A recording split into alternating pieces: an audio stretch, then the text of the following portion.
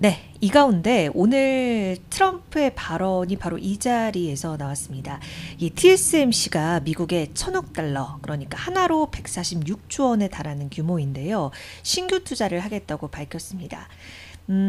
이 신규 투자, 애리조나주의 5개의 제조시설을 건설하는 데 사용을 한다고 하는데, 이번 투자금은요, 바이든 행정부 시절에 약속했던 이 TSMC가 약속을 했던 미국 투자액 650억 달러보다 훨씬 많은 액수죠.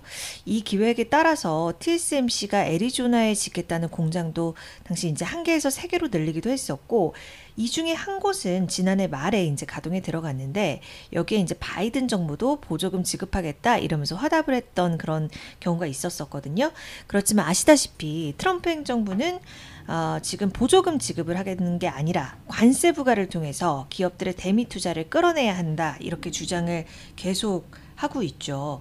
결국에 이번 TSMC의 대규모 투자는 관세를 앞세워서 생산 시설을 미국에 옮겨오도록 하겠다, 이렇게 기업들을 압박하는 전략이 통한 결과라고 볼 수가 있겠습니다.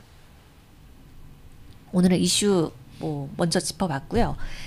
오늘 M7으로 이어가 볼게요. 첫 번째는 엔비디아입니다. 엔비디아 이제 차트 모습 왼쪽 사진으로 좀 준비를 해드렸고요. 참 뼈아픈 엔비디아의 급락이죠. 시가총액이 2조 7,830억 달러까지 빠졌습니다. 애플, 마이크로소프트에 이어서 미 상장사 시총 기준 3위로 밀렸고요. 이 관세 영향권 이슈가 계속 엔비디아의 주가를 끌어내리고 있습니다. 현재 이제 미국 정부 수출 금지에도 불구하고 이 중국 업자들이 엔비디아 최신칩 블랙엘을 제3국을 통해서 우회적으로 들여오고 있다는 보도가 좀 지속적으로 언급이 되고 있는데, 아까 한 30분 전쯤에 그 싱가포르 쪽에서도 관련해서 좀 조사한다는 소식이 있더라고요.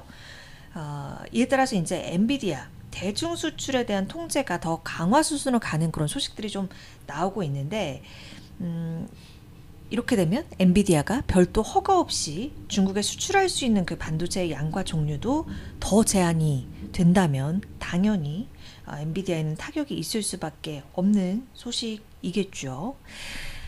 이 가운데 오늘 한 가지 소식이 더 나왔습니다. 그 엔비디아, 브로드컴, 인텔과 제조 테스트를 진행 중이다, 이런 얘기였는데, 그 테스트는요, 이 두 회사가 인텔에 이제 수억 달러 상당의 제조 계약을 체결할지 여부를 결정하기 위해서 이제 기술적인 테스트를 진행을 하고 있는 것으로 알려졌는데, 인텔이 제조 계약을 진짜로 얻어낸다면 요 파운드리 3수생 인텔이 반전의 기회를 엿보는 기회가 될 수는 있겠죠. 하지만 요 지금 공정에서 브로드컴도 테스트를 했는데 결과가 좀 안 좋았었기 때문에 제조 테스트 후에도 인텔이 새로운 사업을 진짜 따낼 것이라는 보장이 없다는 점은 여러분이 투자자 입장에서 좀 유의를 하셔야 될 부분입니다. 인텔 파운드리는 말씀을 드렸듯이 2014년에 한 번, 그리고 2021년에 이렇게 2번 다 실상 기술적으로 좀 실패했다, 그리고 대규모 적자, 손실을 냈는데 이제 호기롭게 재도전하겠다라는 그런 얘기들이 이제 최근 들어서 좀 나오고 있죠. 그 핵심이 지금 18A 공정, 그러니까 1.8 나노 공정인데, 여러분께서 잘 아시다시피 이 숫자가 적어질수록 작게 만들 수 있는 건데, 단순히 숫자 적어지는 의미뿐만이 아니라 회로폭이 작으면 원가도 내려가고, 회로가 모여 있어서 이제 처리 용량과 속도 면에서 유리해서 이제 기술적으로도 더 우위를 점하는 것으로 볼 수가 있는데요. 지금 요 TSMC 요 18A 공정 같은 경우 요 지금 인텔의 공정 같은 경우에는 TSMC 최신 기술, 그리고 기존 기술의 한 중간 정도의 그런 기술로 알려져는 있습니다.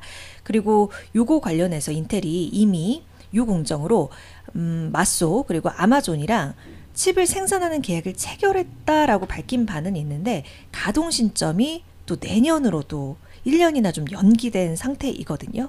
그러니까 이번 소식으로 여러분께서 판단을 하셔야 될 부분은, 테스트 소식은 분명히 주목할 만한 이슈고 긍정적인 이슈이기는 합니다만, 말씀드렸듯이 그 엔비디아와 브로드컴과 연계해서 요 세 사업 계약 성사까지는 미지수라는 점은 유의를 하시고 바라보시는 게 좋겠다는 겁니다.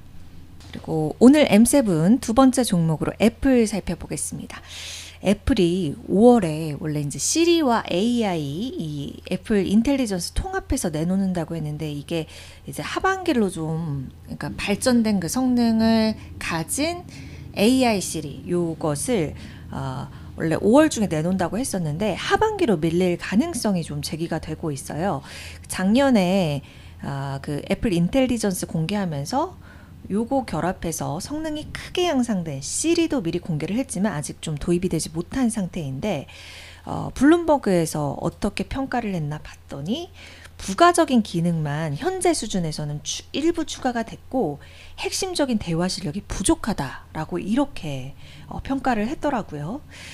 지금 문제는 요거 자체만의 이슈가 아니라 그 AI 전략에 있어서 애플이 좀 많이 뒤처진 것이 아니냐 이런 지적이 잇따르고 있는 부분을 주목을 하셔야 됩니다. 이유는 애플이 AI 칩 수급 경쟁이 전 세계적으로 아주 치열하게 진행이 되고 있는데 애플이 원하는 만큼 칩을 확보하지 못하고 있고 여기에 AI 인재가 좀 유출되고 있다 이런 점이 언급이 됐는데요. 그래서 그러면 애플이 진짜 AI 이거 잘하려면 어떻게 해야 하느냐 경쟁력을 높이려면 발전한 기술을 갖고 있는 뭐 오픈 AI 이런 외부 업체의 협력을 좀 강화해야 된다 이런 제언이 좀 나오기도 했고요. 그리고 이제 AI 시리 관련해서는 경쟁력 있는 진짜 AI 시리를 완성하기 위해서는 내년이 아닌 2027년까지 될 수도 있다. 뭐 이런 언급이 있기도 했습니다. 자, 그리고 테슬라는 간단히 살펴보도록 하겠습니다. 이 모건 스탠리에서 테슬라에 대한 긍정적인 전망을 다시 한번 강조하고 나섰는데요. 이 테슬라가 인공지능과 로봇공학으로 사업을 다각화하면서 주가가 오를 것이다. 그러면서 투자 의견을 비중 확대로 상향 조정을 했고 목표가도 430달러로 대폭 상향을 했습니다. 이렇게 되면 오늘 이제 종가 기준으로 봤을 때 한 50% 정도 상승할 수 있다는 얘기거든요. 자동차 판매가 부진할 수 있다는 것은 부정하지는 않더라고요. 지금 월가 이제 대형 의견 내는 것들을 보면 자동차 판매가 부진할 수는 있지만 이것을 이제 상쇄할 수 있는 차세대 기술, 실체화된 AI 그리고 뭐 휴머노이드 로봇 이런 거에 대한 실질적인 결과물이 나온다면 뭐 430달러가 아니라 정말 800달러까지도 강세를 시현할 수 있는 그런 시나리오를 전망해 볼 수 있겠다. 그러한 상승 동력이 이런 테슬라의 기술이 가지고 있는 장점이다라고 평가를 했습니다. 그리고 뿐만이 아니라 이제 에너지 저장 포트폴리오 이 부분에서도 더욱 성장할 수 있다라는 의견을 덧붙이기도 했습니다. 자, 요것도 지금 한 1시간 전쯤에 나온 얘기라서 말씀을 드리려고 해요. 코어 위브 이제 AI 데이터 센터 요렇게 연계돼서 좀 잘 아실 내용인데 원래 이번 주 중에 그 상장 신청할 것이다 얘기가 있었는데 바로 지금 이제 신청서 낸 모양이더라고요. 코어위브 그래도 간략히 설명을 드리면 AI GPU 클라우드 인프라 기업인데요. 엔비디아 GPU를 기반으로 해서 이 AI 연산 서비스 제공하는 게 이제 핵심 사업입니다. 원래 17년에 이더리움 채굴 회사로 시작을 했는데 빠르게 아주 이제 시장의 흐름에 발맞춰서 AI 그리고 그래픽 렌더링 시장으로 빠르게 요 전환을 하는 이것에 대응하려고 전환을 하는 모습을 보여줬거든요. 나스닥 아무튼 상장 신청을 했는데 이제 자금 조달해서 사업 확정하고 데이터 센터 인프라 강화 이렇게 노리는 그런 전략으로 우리가 해석을 해볼 수가 있는데요.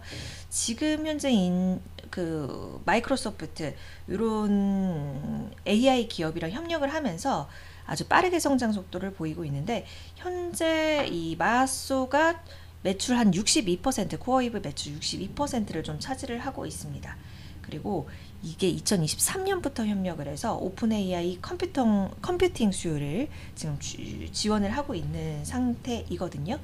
그러니까 이런 기술주들 IPO 시장이 약간 좀 둔화된 모습인데 그 가운데에서도 이 AI 인프라 수요 증가에 좀 힘입어서 상장을 추진하고 있는 코어 위브의 소식까지 좀 전달을 해드리도록 하겠습니다.